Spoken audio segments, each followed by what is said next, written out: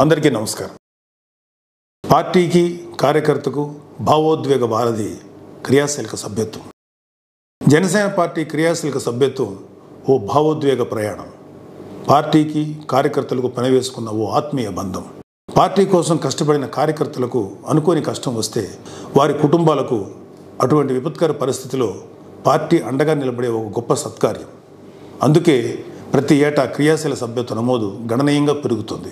శ్రీ పవన్ కళ్యాణ్ గారి భావజాలం, పార్టీ సిద్ధాంతాలను సామాన్యులు సైతం అర్థం చేసుకుంటున్నారు.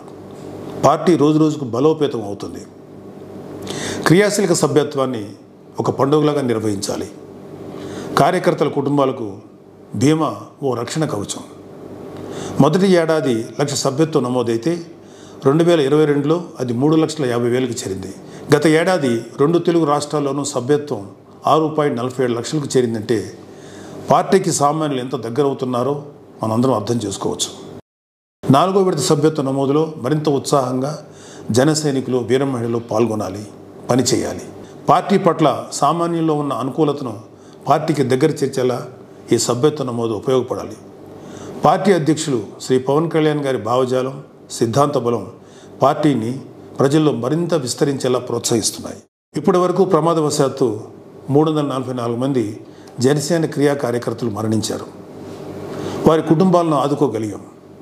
5 లక్షల చొప్పున బీమా చెక్కులు అందించాం. పార్టీ కార్యకర్తలకు 5 లక్షల రూపాయల బీమా చేయించడం అనేది దేశంలోనే మొట్టమొదటిగా జనసేన పార్టీ చేసిన గొప్ప కార్యం. కార్యకర్తల కోసం ఇలాంటి ఆలోచన చేసిన మన అధ్యక్షులు శ్రీ పవన్ కళ్యాణ్ గారిని మనందరం మనస్ఫూర్తిగా అభినందించాలి. 439 మంది ప్రమాదాల్లో గాయాల బారిన పడితే వారి ఆసుపత్రి ఖర్చుల నిమిత్తం బీమా రీయింబర్స్మెంట్ డబ్బులను అందించగలిగాం.